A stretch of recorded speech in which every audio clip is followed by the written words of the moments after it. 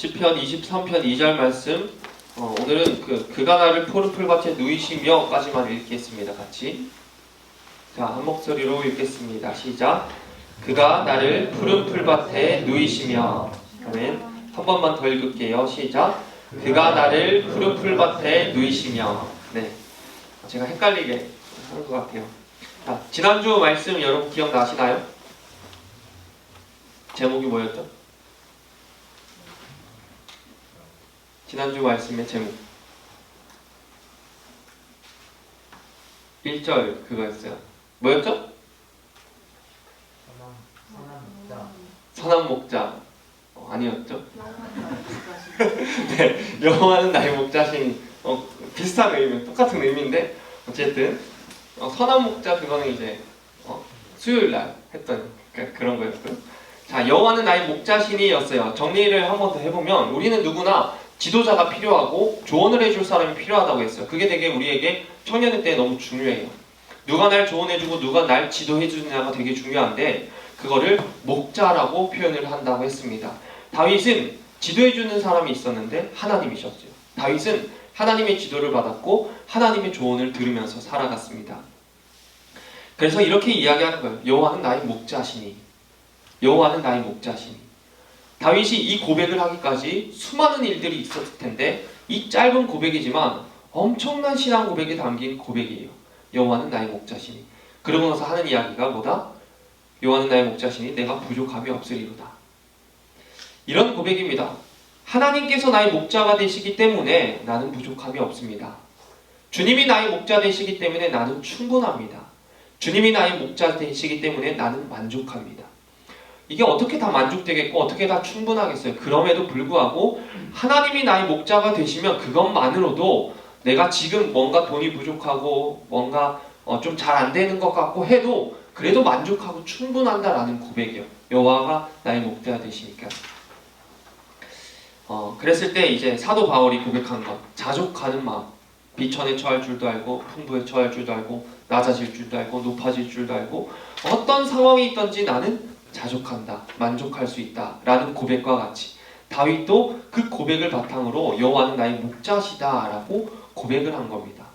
다윗의 인생을 살아보면 여호와가 나의 목자시다 할 만한 사건이 있는 반면에 그렇지 못할 일들도 있어요. 근데 그렇지 못할 상황도 자족하는 마음으로 고백을 하고 있는 거예요. 자, 오늘 살펴볼 거는 그 여호와는 나의 목자시다라는 그 여호와가 나의 목자 되시면 목자로서 나를 이끌어 주셔야 되잖아요. 그럼 어떻게 노력을 하시는지 오늘 말씀의 제목처럼 목자의 노력을 한번 살펴보길 소망합니다. 이 목자의 노력은 바로 여러분을 향한 하나님의 노력으로 보면 되는 거예요. 양들은 묘한 습성이 있습니다. 양들은 4가지가 충족되지 않으면 들판에 눕지를 않는데요. 그게 뭐냐? 첫 번째는 이제 외부로부터 오는 그런 두려움과 압박감, 이게 없어지지 않는 이상 들판에 눕지 않고요. 그리고 양들끼리, 양들의 무리에서 나오는 그 긴장감과 그런 세력 다툼 이런 게 없어지지 않는 이상 눕지를 않는데요. 그리고 또한 기생충이나 그리고 해충, 그 해충이 몸에 이제 바글바글 하면은 그것 때문에 누울 수도 없대요. 그리고 마지막으로 배가 고프면 못 눕는데요. 이 제가 얘기한 것 이 4가지 요소들은 양이 스스로 해결할 수는 없는 일입니다. 외부로부터 오는 그런 두려움, 양의 의지와 상관없이 그냥 오는 거고요. 그리고 내부에 있는 그냥 세력 다툼, 그거는 그냥 자연스럽게 어쩌면은 일반적으로 그런 다툼이 양들 간의 세계 가운데서 일어나는 거고요. 해충이나 벌레, 양이 지 스스로 뗄 게 아니잖아요. 이런 것들. 거기다가 배고픔. 열심히 먹으면 많이 먹으면 배부를 수 있겠지만 먹는 것도 한계가 있고 푸른 풀도 한계가 있고 그래서 이런 것들은 양이 스스로 해결할 수 없는 일들이에요. 자기 스스로 해결할 수 없는 일들인데 누가 할 수 있느냐? 오직 목자가 해결해 줄 수 있다는 겁니다. 전적으로 주인의 부지런함, 양의 목자가 얼만큼 부지런하냐에 따라서 이 양이 푸른 풀밭에 오늘 말씀처럼 누울 수도 있고 눕지 못할 수도 있다라는 거예요. 목자가 얼만큼 부지런하냐에 따라서. 다시 한번 강조합니다. 목자로 만나느냐, 누구를 지도자로 삼느냐, 누구의 조언을 듣느냐 중요합니다. 또한 누구한테 내 귀를 내어드리느냐, 내가 누구의 종이 되고 누구의 양이 되느냐 되게 중요하다고 했습니다. 좋은 목자를 만나야 푸른 풀밭에 누울 수 있는 거예요. 나쁜 목자를 만나면 눕질 못하는 거예요. 편히 쉬지를 못하는 겁니다. 근데 그 좋은 목자는 바로 주님이다. 자, 이 네 가지 조건을 하나하나 좀 살펴볼게요. 오늘 말씀은 제가 양을 키워보지를 않았잖아요. 그래서 양을 키워본 어떤 사역자의 책을 좀 많이 참고를 했어요. 그래서 그 사역자 이름이 필립 켈러라는 사역자인데 직접 양떼를 키워봤고요. 그리고 평신도 사역자입니다. 그가 양과 목자라는 책을 썼는데 이 책이 1978년도부터 지금까지 계속 출판되고 있어요.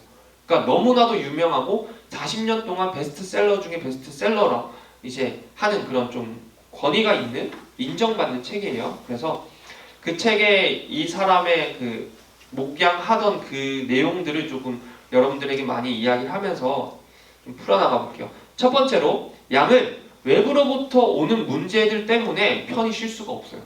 이 외부로부터 오는 그 문제가 해결되지 않는 이상 쉴만한 그 푸른 풀밭에 누울 수가 없다는 겁니다. 양은 소심하고 겁쟁이에요. 여기 양떼 계신가요? 아, 양띠. 양띠 없어요? 양이 소심하고 걱정이 많고 겁을 잘 먹지만 양이 되게 순하잖아요. 되게 착하잖아요. 양띠들이 보통 착해요. 양띠들은 보통 순하고. 양은 길 잃은 토끼 한 마리만 양 무리에 들어가도 양들이 다 도망을 간대요. 깜짝 놀래서. 다른 양들은 첫 번째 토끼를 딱 마주친 양이 도망을 가잖아요. 그럼 다른 양들은 토끼가 왔는지도 몰라요. 근데 그 양이 겁에 질려 도망가는 걸 보고 다 도망갔다는 거예요. 뭔지도 모르고. 이 필립 켈러 목양하던 사람이 한 일화를 이야기를 하는데 도시에 사는 친구가 강아지 한 마리를 데리고 온 거예요. 작은 강아지. 근데 그 강아지 한 마리를 데리고 양 목장에다가 왔어요. 인사하려고. 근데 문을 여는 순간 이 강아지가 양 무리로 확 들어간 거예요. 그러니까 그때부터 200여 마리의 양들이 막 방방 뛰면서 도망다니고, 그래서 다음부터는 이제 걔 데리고 오지 마라 라고 이야기했대요. 또한 이렇게 뭐 지인이 데리고 오는 그 조그만한 강아지한테도 그런데 이제 야생에서 키워지고 있는, 야생에서 자라고 있는 들개들이 풀밭에 와서 양들을 이제 괴롭히거나 혼란에 빠뜨린다고 해요. 그럼 목자 입장에서는 양을 쫓아내야 되죠. 쫓아내도 안 되면 쏴 죽여야 된다고 합니다. 그래서 늘 집에 총을 갖고 있다고 해요. 또 어떤 때는 하룻밤 사이에 292마리의 양이 죽어 있었대요. 하룻밤 사이에. 근데 그 누구 짓이냐? 딱 2마리의 들개가 양 292마리 다 물어 죽인 거예요. 그러니까 양의 입장에서는 그 2마리, 292마리가 그 2마리를 이기질 못하는 거예요. 그만큼 약한 거죠.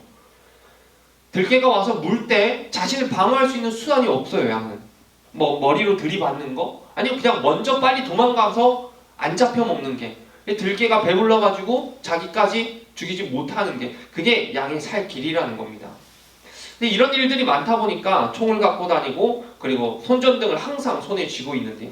그래서 항상 자기 머리맡에 두고 자다가 양쪽에서 뭐 소리가 난다 그러면 바로 총 들고 손전등 들고 나간다는 겁니다. 그게 낮이든 밤이든. 이렇게 이 사람이 양들을 기르면서 깨달은 게 하나 있었는데 이런 거예요. 목자가 함께 있으면 양은 외부로부터 오는 외부의 문제로부터 진정이 되더라.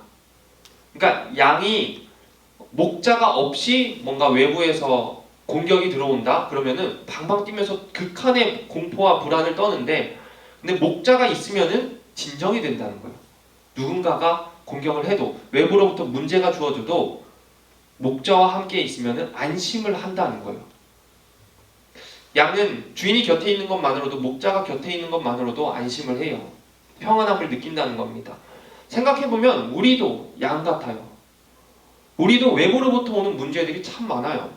여러분 청년회 때, 뭐 학생 때도 그랬고, 청년 때도 그랬고, 결혼해도 그랬고, 아기를 낳아도 그럴 거고, 앞으로 우리가 살아갈 때 외부로부터 오는 문제들이 있는데 그거는 우리가 선택할 수도 없고 싫다고 막아버릴 수도 없고 그냥 무조건 우리한테 미집고 들어오는 문제들이 있어요. 정말 문제 일으키고 싶지 않은데 내가 원하지도 않는데 그런 문제들이 그냥 막 밀고 들어올 때가 있어요. 들이닥칠 때가. 저는 그냥 갑자기 어느 날 많이 지쳤던 것 같아요. 삶이 많이 지치다가 갑자기 어느 날 제 앞에 커다란 산이 그냥 퉁 하고 떨어진 느낌이었어요. 인생을 살다가. 그러니까 그 커다란 산이 너무 커다래서 도저히 넘어갈 수도 없고 돌아갈 수도 없고 뚫고 갈 수가 없는 거예요. 근데 그게 진짜 커다란 산이 앞에 떨어진 것도 아니고 그런 느낌이 든 건데 한순간에 인생이 자신감이 없어지고 불안해지고 좌절이 오더라고요. 근데 그런 때가 저만 있는 게 아니라 여러분들도 한 번씩 다 겪었을 수 있고요. 안 겪었다면은 분명히 저주가 아니라 이건 언젠가 겪게 돼요. 인생을 살다 보면은 감당할 수 없을 만한 커다란 무언가가 내 인생을 가로막고 있다라는 생각이 느낌이 들 때가 있어요. 외부로부터 오는 극한의 두려움과 공포심, 이런 것들이 우리 인생에 찾아온단 말이에요. 미래가 불안해지고 걱정이 되는 날이 갑자기 옵니다. 그리고 우리는 최선을 안 다하는 사람이 사실 없어요. 여러분 중에서 최선을 다해서 살지 않는 사람 누가 있나요? 최선을 다하죠. 늘 발전하려고 합니다. 늘 열심을 냅니다. 한 발 한 발 전진하려고 합니다. 근데 미래가 계속 불확실할 때가 있고 두려울 때가 있어요. 어쩌면 우리가 지금 걷고 있는 땅이 푸른 풀밭은커녕 그냥 되게 메마른 땅 위를 걸어가는 것처럼 느껴지기도 한다라는 거죠. 제가 이런 고민과 이런 어려움, 그런 두려움에 사로잡혀서 아버지랑 통화를 했었는데 아버지가 이런 얘기를 하더라고요. 너 하나님 모르는 사람처럼 생각하고 있네? 너 하나님 만나보지 못한 사람처럼 말하고 있네? 라고 얘기를 하시더라고요. 두려움이 오고 외부로부터 문제가 오니까 하나님을 싹 잊어버린 거예요. 그냥. 그때도 신학생이었고 전도사였어요. 그런데도 불구하고 이게 억눌리다 보니까 두려움이 휩싸이다 보니까 이 머릿속에서 하나님을 싹 잊어버린 거예요. 그리고 하나님이 없는 사람처럼 여호와가 내 목자가 아닌 사람처럼 말하고 행동하고 사고하고 판단하고 있더라고요. 여러분 혹시 여러분 인생길 중에 외부에서부터 감당할 수 없는 그런 문제가 생긴 사람이 있습니까? 지금 그럴 수도 있고 앞으로 생길 수도 있고요. 그때 혹시 그때가 여러분들에게 온다면 지금이라면 정신 바짝 차리고 선한 목자이신 그 하나님께서 나의 목자가 되신다라는 것을 기억하시길 바랍니다. 여러분 문제가 왔다 그러면 정신 차리고, 왜냐하면 정신 못 차리면 저처럼 되는 거예요. 여호와 하나님은 그냥 없어지는 거예요. 하나님 안 믿는 사람처럼 생각하게 되는 거예요. 선택하게 되는 거예요. 그러니까 여러분 문제가 외부로부터 올 때, 감당할 수 없을 만한 어려움이 올 때 정신 바짝 차리고 하나님께서 나의 선한 목자 되신다는 그 사실을 여러분 기억하셔야 됩니다. 그 진리가 모든 것을 바꿔놓을 수 있고 그 진리가 여러분의 그 두려움을 물리칠 수 있습니다.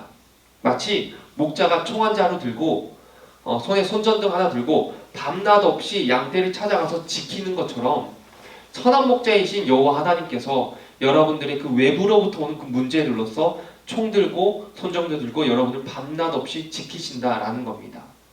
하나님이 우리에게 선한 목자다라는 것, 그게 바로 이런 의미예요. 하나님께서 밤낮 없이 나를 지키신다. 그 밤낮 없이 지킨다는 것. 군대 갔다 오신 분들 불침번 서봤잖아요. 그 잠깐 2시간 쓰는 것도 너무 힘들어요. 여러분들이 야간 근무 같은 거 해봤잖아요. 그 잠깐 하는 것도 힘든데 밤낮 없이 그때그때 문제가 생길 때마다 우리를 찾아와서 도와주시는 그 하나님의 노력, 그 목자의 노력, 그것을 오늘 우리가 알아야 된다라는 겁니다. 그거를 알 때 우린 청년의 때 목자가 계시는구나, 목자의 노력이 있구나, 당당히 나갈 수 있는 거예요. 두 번째로 양들은 내부에서부터 생겨난 문제들 때문에 편히 쉬지 못한다고 했습니다. 동물 세계는 지배 질서가 있고 그리고 지위 체계가 있어요. 우리 사람들은 조금 더해요. 이성이 있으니까. 근데 동물들은 본능이 너무 강하다 보니까 그냥 자연스럽게 지배하려고 하고 자연스럽게 서열이 나뉩니다. 닭장에서 누가 더 잘 쪼는가, 그리고 소들에게는 누가 더 잘 받는가, 양들은 누가 더 잘 들이박는가, 이거에 따라서 질서가 정해진다고 합니다. 양들은 보통 젊은 양이 힘이 센 게 아니라 늙은 양들이 힘이 세대요. 고집이 세고. 그래서 난폭하고 어린 양들에게, 젊은 양들에게 냅다 머리를 많이 들이박는다고 해요. 그게 본능이고 세력을 다툼하는 거죠.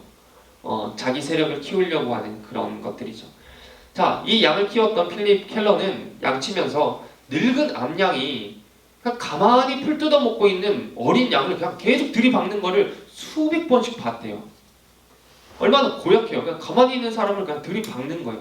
근데 들이받고 받아서 푸른 풀밭에서 그냥 밀어버리는 거예요. 여기가 만약에 풀이 있다, 1m가 1m 사이에서 풀을 먹고 있어요. 그럼 들이받아가지고 1m 밖으로 그냥 내보내버리는 거예요. 그렇게 자기를 이제 위치를 다짐한답니다. 약간 상상해보면 이런 겁니다. 암양이 이제 젊은 양이 풀 뜯어 먹고 있어요. 근데 암양이 이제 슬슬 기어가가지고 머리 툭 박으면서 째려보는 거죠. 그러면서 머리 계속 막 비비면서 막 뭐 자기들끼리 뭐 통하니까 꺼져라 이제 그냥 뭐 내가 먹을 거다 하면서 막 밀치는 거예요.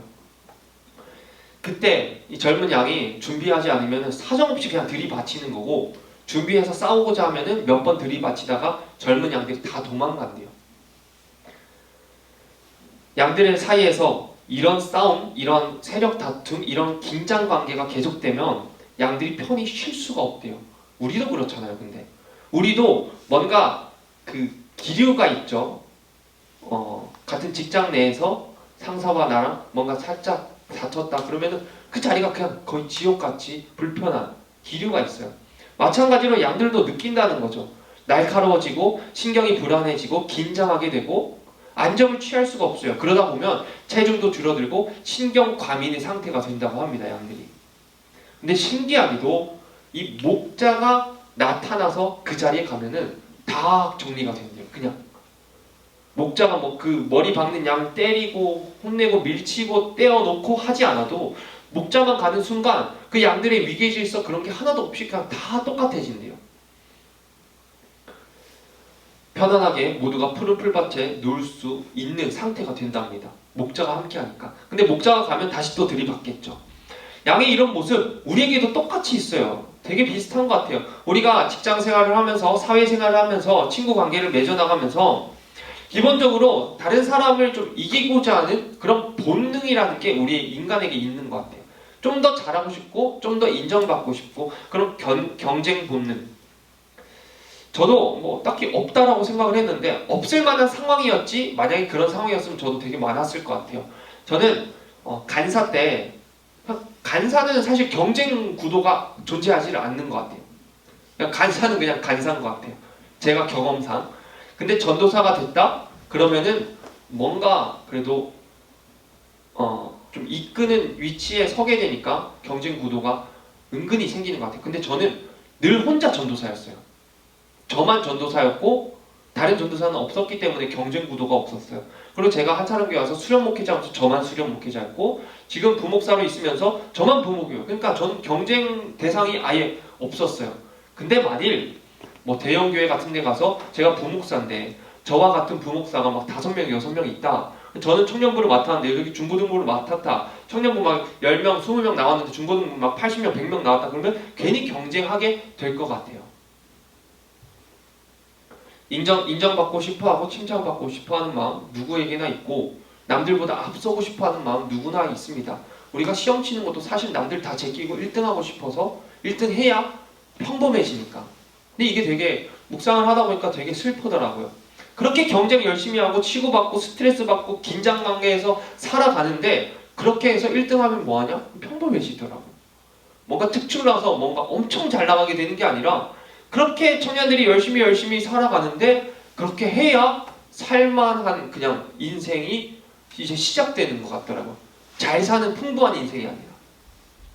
그러다 보면은 신경 날카로워지죠. 불안해지죠. 긴장하게 되죠.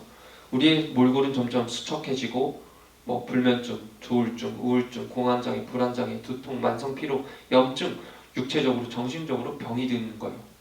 마치 양들이 긴장관계 속에서 전혀 쉼을 얻지 못하듯이 우리도 긴장관계 속에서 외부로부터 우리 그 공동체로부터 오는 사람과의 관계 속에서 그렇게 살아간다는 겁니다. 근데 이 필립 켈러가 내부에서 생겨나는 문제들로 인해서 편히 쉬지 못하는 양들을 가까이 하고 돌보다 보니까 이런 사실을 깨달았어요. 모든 적대적인 의식이 종식되는 때는 바로 목자가 양들과 함께 있을 때다. 목자가 양과 함께 있을 때 서로 간의 경쟁 없어지고 서로 간에 질투 없어지고 시기 없어지고 경쟁하고자 하는 그 모든 적대적인 그런 것들이 없어지더라. 이가 양을 치면서 경험한 경험담입니다. 목자가 있으면 내부에 생기는 잡음도 없어지고 시기, 질투, 싸움 이런 것들도 해결이 가능하다. 그렇다면 양들도 그런데 그렇다면 우리의 삶 가운데 목자 대신 예수님이 오신다면 우리의 삶도 그게 해결이 가능하다라는 거예요. 내부에서 발생하는 다양한 문제들을 해결할 수 있다라는 게 됩니다. 여러분 인생 가운데 사람 때문에 잡음이 있고 긴장관계, 경쟁구도로 어려움을 겪고 있는 사람이 있다면 스트레스를 받고 있는 사람이 있다면 그런 스트레스와 긴장관계 내부의 문제가 내 눈에 드러나고 내가 인식을 했을 때 그때 다시 한 번 더 정신을 바짝 차려야 되는 거예요. 그때 정신을 차리고 여호와 하나님께서 내 선한 목자다 라는 것을 기억해야 된다는 겁니다. 목자가 함께하기 때문에 어리석은 경쟁의식, 싸움 잊어버리고 푸른 풀밭에 누울 수 있는 양처럼 선한 목자이신 하나님께서 여러분과 함께 하시기 때문에 여러분 관계 속에 있는 모든 잡음들 사라지고 여러분들은 자족하며 살 수 있을 겁니다. 그리고 세 번째, 양들은 사소하게 시작되는, 저는 이렇게 정리를 해봤어요. 사소하게 시작되는 중독의 문제들로부터 문제들 때문에 계속 편히 쉴 수 없다. 즉, 사소하게 시작된다라고 표현을 한 게 기생충과 진드기 같은 거 한두 마리 붙으면 느껴지지 않아요. 근데 그게 계속 붙고 계속 붙고 계속 붙다 보면 내가 떼어내고 싶어도 떼어낼 수 없는 그런 안 좋은 그런 영향을 미치는 그런 되게 치명타가 온다라는 겁니다. 맹수의 공격도 문제고 내부에서의 그것도 문제인데 양들은 기생충과 해충이 있을 때 편히 쉴 수가 없어요. 그게 몸에 붙었을 때 특히 여름에는 새파리, 말파리, 진드기 이런 것들로 신경이 엄청 날카롭대요. 그래서 머리를 마구 흔들고 별짓을 다 해도 그 양 털에 붙은 진드기를 양이 어떻게 떼겠어요? 양 몸에 생긴 그 기생충으로 양이 어떻게 떼겠어요? 근데 못 뗀다는 거예요. 근데 누가 떼느냐? 목자가 와야만 뗄 수 있다는 겁니다. 목자가 그 진드기를, 그 기생충을 뽑아내줘야만 양이 뗄 수 있다는 거예요. 이와 필립 켈러는 이 양들이 해충으로부터 시달리는 것에 대해서 목자가 어떻게 하느냐를 이렇게 설명했어요. 목자는 끊임없이 해충들을 감시하고 보살펴 주어야만 양떼가 시달리지 않고 커갈 수 있다. 선한 목자라면 자신의 양떼를 위해서 여러 해충약을 사용해야 되고 여러 진드기를 제거하기 위해서 살충제로 잘 씻어줘야 된다. 그러기 위해서는 목자는 정말 많은 일을 해야 됩니다. 매일 밤 양들을 보살펴야 되고 괴로워하는 같은 느낌을 받을 때만 되면 즉시 양을 도와야 됩니다. 목자는 양이 항상 만족스럽고 평화롭고 안전하게 해줘야 됩니다. 그게 자기가 경험했던 경험담이에요. 자, 목자의 수고와 노력과 헌신이 양을 편안하게 쉬게끔 만들어줘요. 그게 있어야만 양은 편안해지고 자유로워지고 기생충과 해충으로부터 편안해질 수 있는 겁니다. 근데 우리가 인생을 살다 보니 양들에게 붙은 진드기와 해충들이 우리 인생에도 붙어 있더라고요. 제 인생에도 그렇고. 은근히 하나 둘씩 붙어서 내 인생을 갉아먹어요. 때로는 교만한 마음으로, 때로는 음란함으로, 분노로, 욕심으로, 질투로, 속임으로 하나 둘씩 우리 인생에 붙어요. 근데 가만 보면 이런 거는 우리 마음에서 많이 나오는 것 같아요. 우리 인생에 붙어서 기생하게 되며 그게 쌓이고 쌓이면은 이제 고통스럽게 됩니다. 사실 처음에 한두 가지는 별거 아닌 것 같지만 그럴 수 있지, 붙을 수 있지, 죄 지을 수 있지, 음란한 품을 수 있지, 욕심낼 수 있지. 지금은 욕심내도 될 때 아니야? 지금은 화내도 될 때 아니야? 라는 생각으로 한두 가지가 쌓이다 보면은 고통에 시달리고 질병에 시달려서 떼고 싶어도 뗄 수 없을 때가 온다는 겁니다. 그걸 중독이라고 하는 거예요. 중독에 걸리면 내가 내 의지로 이걸 끊어낼 수가 없어요. 너무 힘들어요. 그럴 때가 우리들에게도 진드기와 해충이 붙는다는 거예요. 중독처럼. 혹시 여러분들의 인생 가운데 스스로 떼어낼 수 없는 좋지 않은 습관들, 좋지 않은 사소한 문제들, 중독들이 여러분들에게 있다면 그게 발견이 된다면, 인식이 되었다면 그때 다시 한번 정신을 바짝 차리고 여호와 하나님이 우리의 목자 되신다라는 것을 기억해야 됩니다. 목자가 자기 양들을 위해서 구충제를 준비하고 살충제를 뿌리고 깨끗하게 씻겨주는 것처럼 선한 목자이신 여호와 하나님께서 여러분과 함께 하시기 때문에 여러분에게 묻은 더러운 것들, 죄악들, 중독들 그런 거 다 떼어낼 수 있다라는 겁니다. 하나둘씩 다 뽑아낼 수 있다는 겁니다. 누가? 하나님이.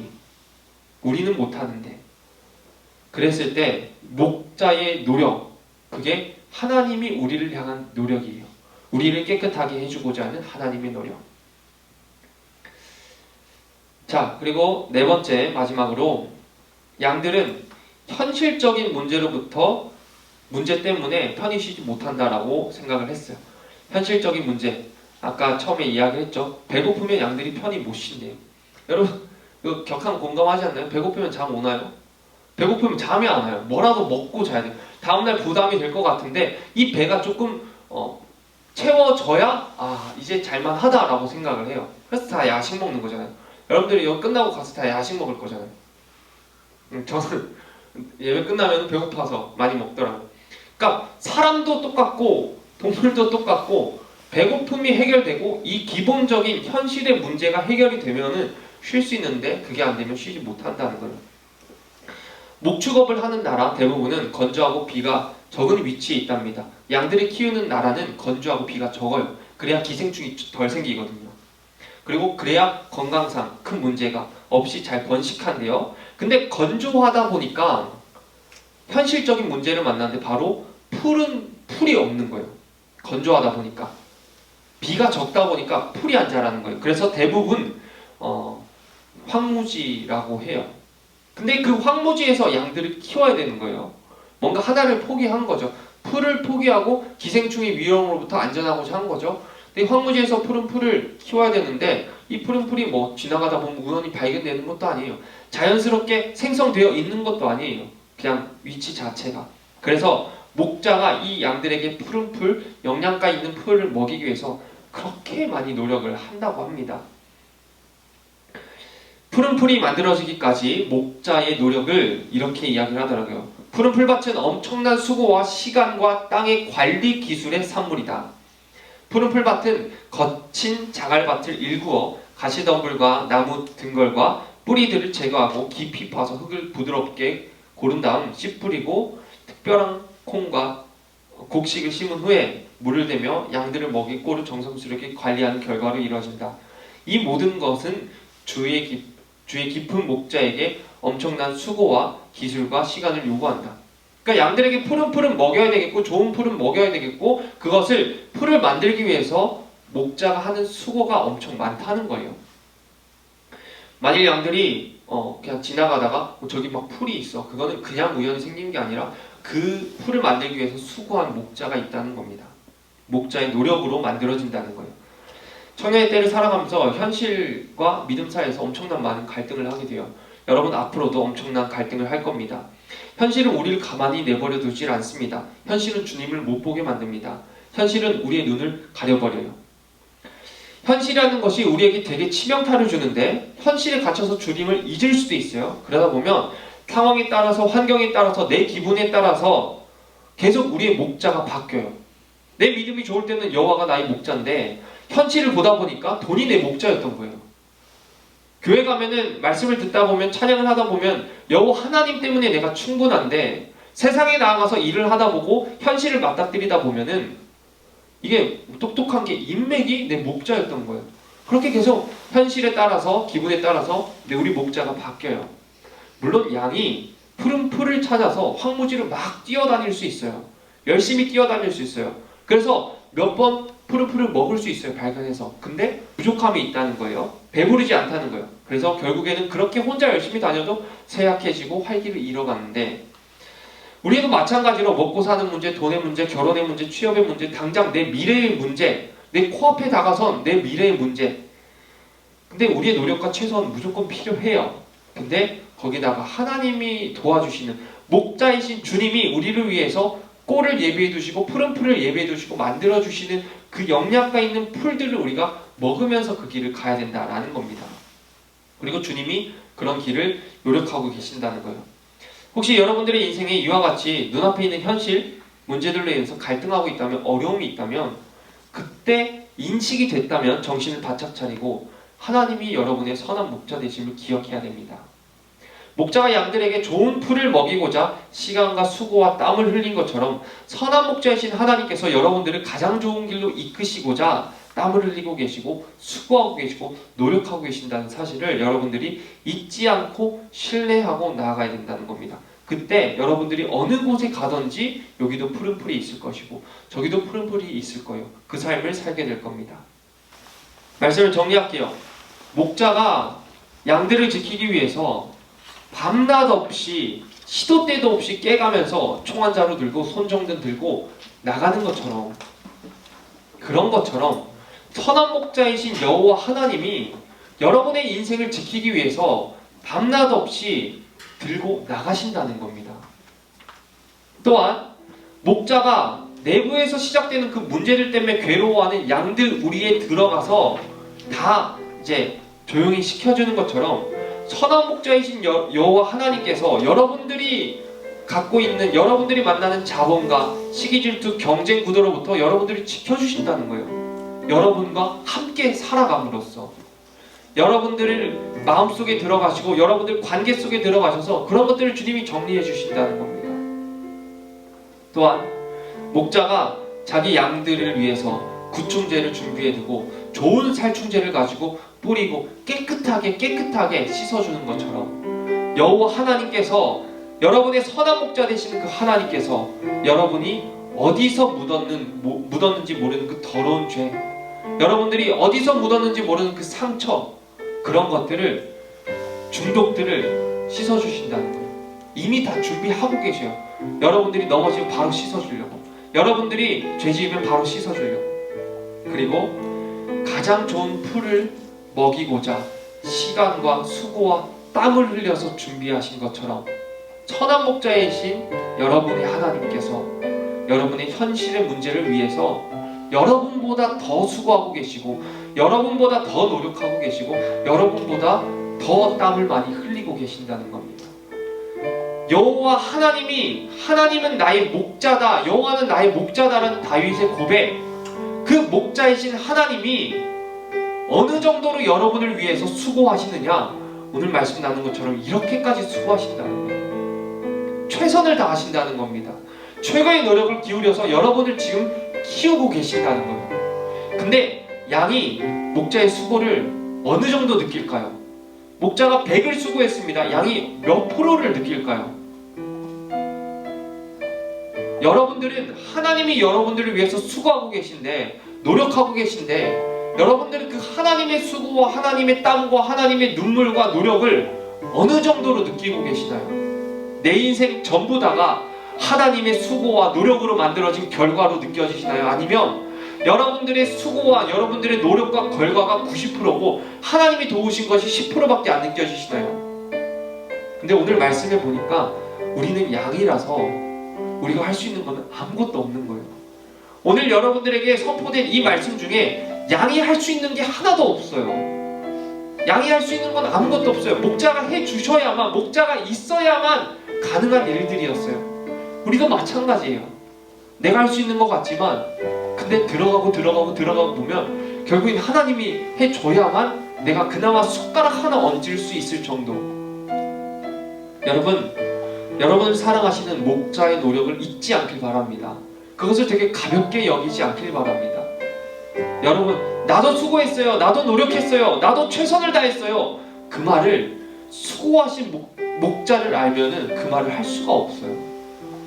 여러분을 위해서 수고하고 계신 목자가 계십니다. 그분이 하나님이십니다. 그분의 노력 여러분 잊지 않았으면 좋겠습니다. 이 시간 한번 이 찬양 같이 부르고 우리 같이 기도하겠습니다.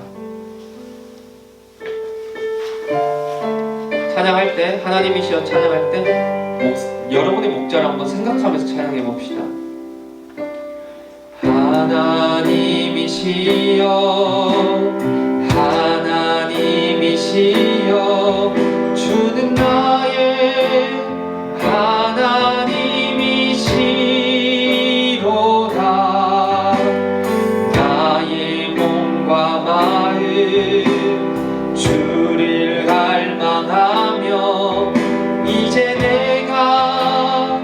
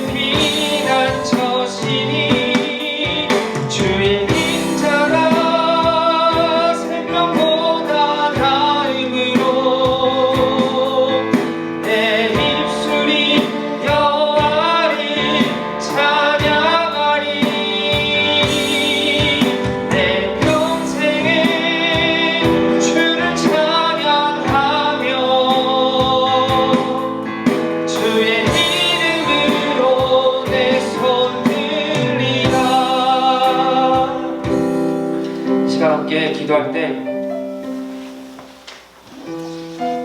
여러분의 선한 목자 하나님을 기억하길 바랍니다. 가장 중요한 건 뭐냐? 하나님이 여러분을 위해서 노력하고 계시다 라는 것을 인식하는 거예요. 그리고 현실의 문제, 그리고 나의 죄의 문제, 그리고 내 관계, 내부의 문제, 외부로부터 오는 문제, 이 문제들이 왔을 때 정신을 바짝 차리는 게 중요하다는 겁니다. 그 정신을 바짝 차리고 선한 목자 되신 여호와 하나님께서 지금 그 문제가 있는 그 지금 날 위해 최선의 노력을 하고 계시다는 것을 기억해야 된다는 겁니다. 이 시간 기도할 때 하나님, 내 목자 되어주시면 감사합니다. 문제가 닥쳤을 때 주님을 기억하게 하여 주시옵소서. 문제가 왔을 때, 어려움이 왔을 때 하나님을 생각하게 하여 주시고, 그 하나님께서 나보다 내 인생을 더 사랑하시고 나보다 나를 더 사랑하셔서 그 목자 되신 주께서 노력하고 계시다는 사실을 잊지 않도록 도와달라고 우리 함께 주님의 이름 한번 부르짖고 통성으로 기도하겠습니다. 주여,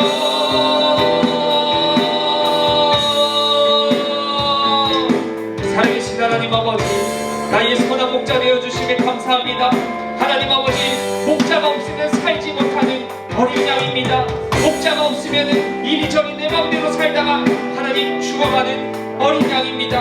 하나님, 이런 나를 위해서 노력하고 계신 주님을 깨닫습니다. 하나님, 내가 살아온 모든 순간이 주님의 노력으로 만들어졌고 주님의 은혜로 만들어졌습니다. 하나님 아버지, 외부의 문제로부터 내부의 문제로부터 여러 죄로부터 현실의 문제로부터 주께서 지켜주셨기 때문에, 주께서 노력해 주셨기 때문에 주님의 그 사랑과 노력이 있기에 우리가 살아갈 수 있습니다. 하나님 아버지, 주의 노력을, 목자의 노력을 가볍게 여기지 않도록 인도하여 주시옵소서. 그 목자의 노력을 잊지 않도록 인도하여 주시옵소서.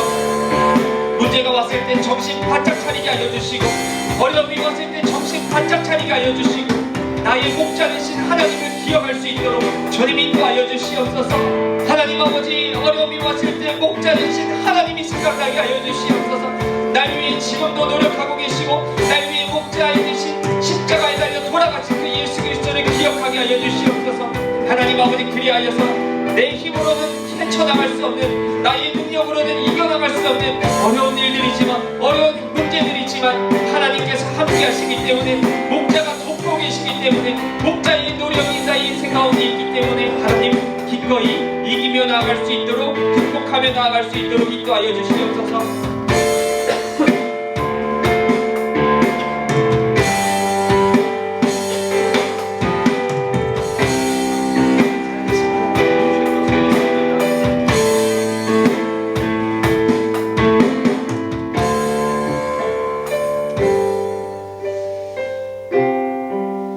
하나님 아버지, 날 향한 주님의 노력을 가볍게 여기지 않게 하여 주시고 작게 느끼지 않도록 인도하여 주시옵소서. 하나님 아버지, 청년으로 이 세상을 살아갈 때 원치 않는 외부의 문제로, 하나님 아버지, 긴장관계에서 스트레스 받는 내부의 문제로, 내가 지어가는 여러 가지 죄의 문제로, 그리고 갈팡질팡하게 만드는 현실의 문제로, 하나님, 그 문제들이 있을 때마다 정신 바짝 차리게 하여 주시고 함께 하시는 여호와 하나님을 기억하도록 인도하여 주시옵소서. 하나님의 그 노력이, 목자의 그 노력이 지금 나를 만들었습니다. 주님의 그 땀과 수고가 지금 나를 있게 했습니다. 하나님 아버지, 잊지 않고 살아갈 수 있도록 주님 인도하여 주시옵소서. 기억하고 살아갈 수 있도록 하나님 역사하여 주시옵소서. 그렇게 살게끔 하실 것을 믿습니다. 주님 이끌어 주시옵소서. 이제는 우리 구주 예수 그리스도의 은혜와 하나님 아버지의 넓고 크신 사랑하심과 성령님의 위로하심과 교통하심이 우리를 향한 목자 되신 주님의 사랑과 노력에 감사하며 잊지 않고 기억하고자 하는 이곳에 모인 모든 청년들의 인생 가운데, 그들의 미래 가운데 영원토록 함께 하시기를 축원하옵나이다. 아멘.